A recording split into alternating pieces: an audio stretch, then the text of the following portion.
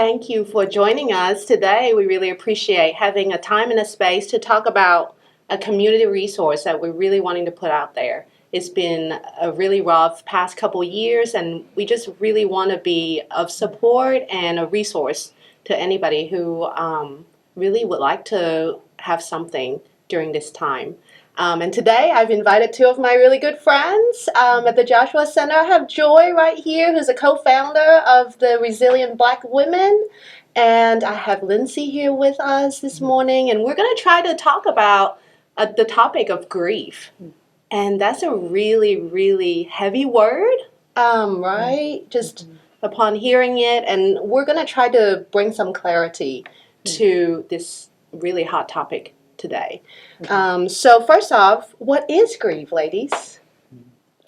I think as we were preparing for this, we kind of talked a little bit about how grief is not just losing a person or a loved one, family, friend, but it's also, you can be grieving transitions, difficulties that have happened in our lives, and even grieving happy transitions of I left my old job to come to this new job because I knew it would be really good for me.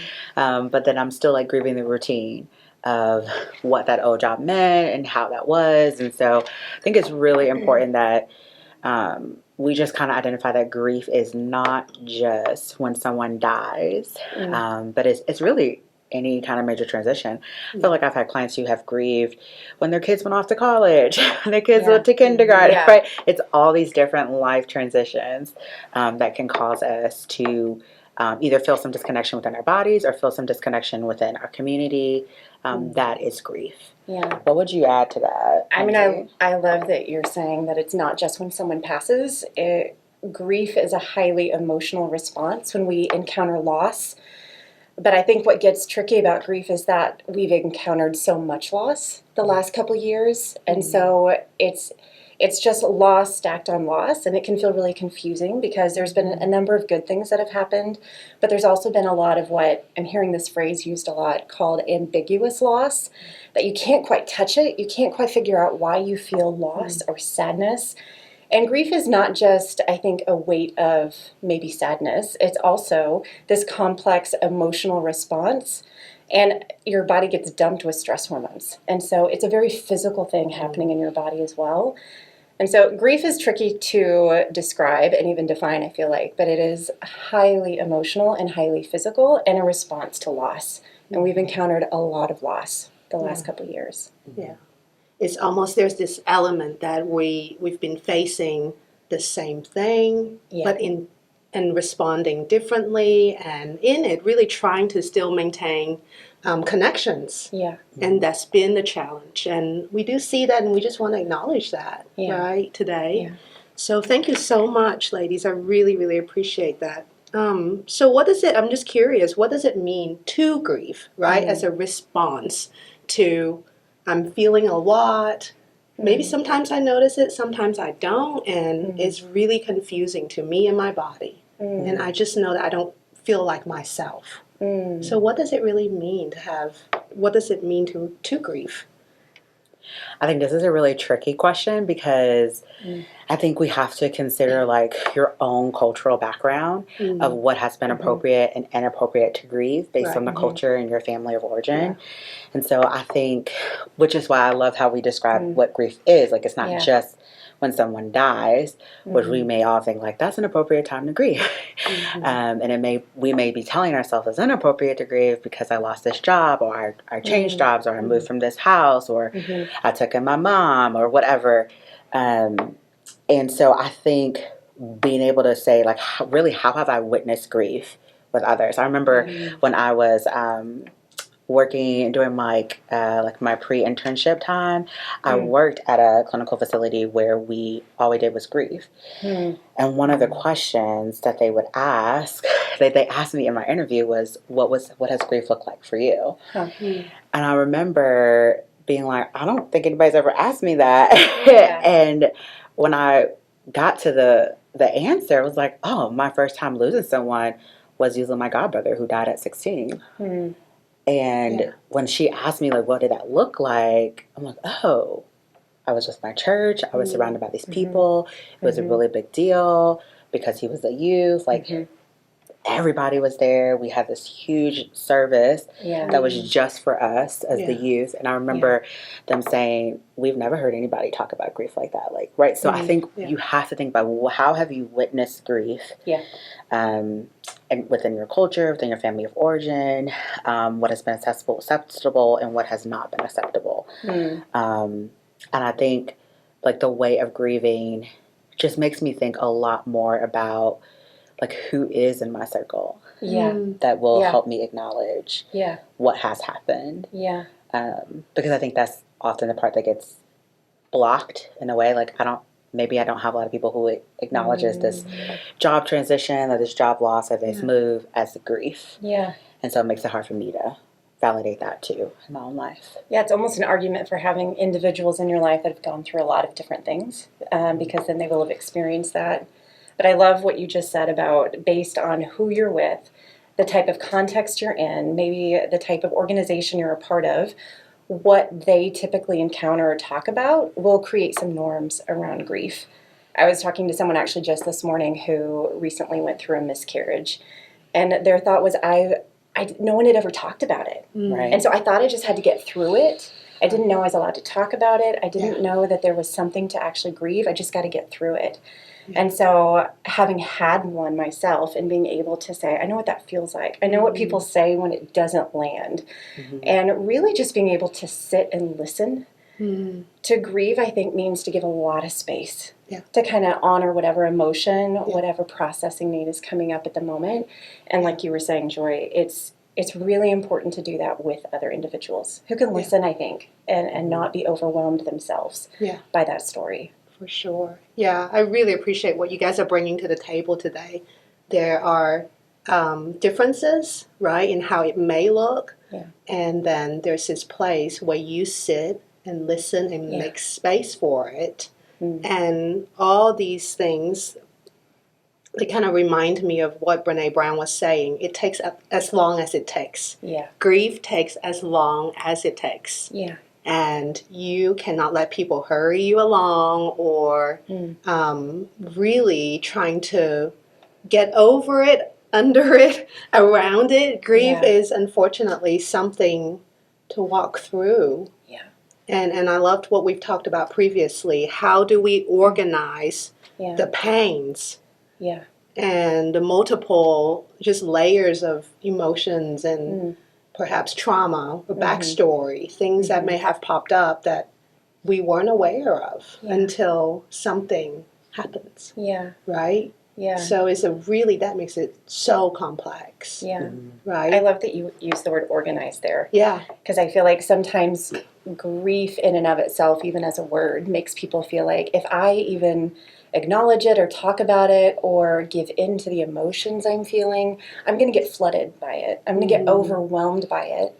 And really grief demands organization, which is in a way honoring the grief. And I think, like we're talking about here, we're not really meant to do that alone. And so knowing who is in your tribe, knowing who you can talk to about those things, actually gives you then the space you need, I think, to help organize it. I also want to make sure we make space for how disruptive grief is. I think that's the reason why we have to organize it, because it is so disruptive to our system. It causes us to do things that we may have all heard this term like maladaptive, right? We have some maladaptive responses to things, which the three of us are not very big fans of that word when it comes to grief, right? Like, there really is no right or wrong way to do it. But really, oftentimes, I guess what I do when I talk to clients is talk about this biopsychosocial spiritual aspect of like, can I do this like litmus test of like, really, where am I at? Biologically, like, how am I feeling? Am I eating, not eating? Am I getting to work and I'm like bursting out in tears in the car and then like putting my face together biologically, right? Like, how am I sleeping? Like, so if I'm having disconnection or trouble in one of these areas, right? My bio, psycho, social, spiritual self, then maybe that's how I know that I may not do like, or maybe that's how I know that this grief is really disruptive to my system. Right. And so, and I think when we hear these that phrase maladaptive, we've kind of talked about like Yeah. we maybe turn to other things like Mm-hmm. maybe it's I drink a lot of coffee to get me through the day, or I eat Right. a lot of chocolate, or I'm eating a lot of fast food, right? Or I'm Mhm. drinking a lot, or whatever it is. We hope that like the audience is able to hear that we do these things in a way to comfort ourselves, Yeah. right? And so when Lindsey Yeah. is saying grief is better when you don't do alone, your body is already trying to comfort itself. Yeah. It's already trying to not be alone. Right. It's Yeah. already trying to like feel better because grief is so disruptive Yeah. to Yeah. a system. And so even just being able to check in on your biopsychosocial self. So bio, like my physical body, psychological self would be like really what are the messages that I'm telling myself? Like oftentimes I say to myself, like, am I talking to myself and like with more critique or more compassion? Right. So if I'm being really compassionate for myself, I'm gonna Yeah. talk to myself like, all right, baby girl, drink your water. Baby girl, go to sleep. Because that's the voice that I have of like my dad talking to me in a really like compassionate way, That's right? sweet. And so that's my social. What we know from research is that for women, we need to have like meaningful work, but also need to have meaningful relationships, Yeah. right? And so how often do I have meaningful contact with people who can either share in my grief Yep. or just be present for me? Yeah. Biopsychosocial, and then spiritual. Wherever you land on the spiritual aspect, Yeah. what is the thing that anchors you? Yeah. And I think we have to think through how spiritual is. How has my grief like impacted what I think spiritually? Like maybe I've lost or feel hurt or abandoned by my spirit, whatever I believe about God, Yeah. or does it strengthen me? Right. And so I think we just want people to understand that like grief is very disruptive to your whole system. You are a whole person.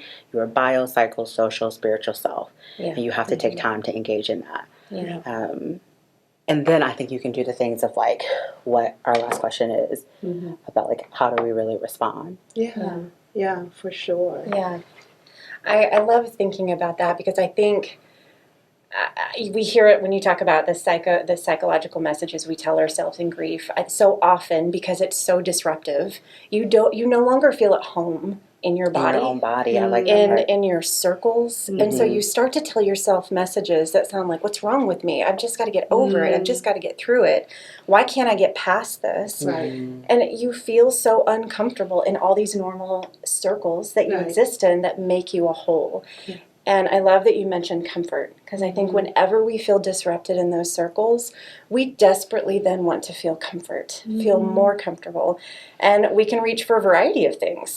We can reach for, okay, I'm going to binge this Netflix show, or I'm going to drink a lot of coffee to get through, or I'm going to do a number of things. Yeah. And sometimes I think we need extra care and compassion in those ways. And then we can maybe have a bit more insight on when does it not feel healthy to keep caring for ourselves or soothing that pain in that way.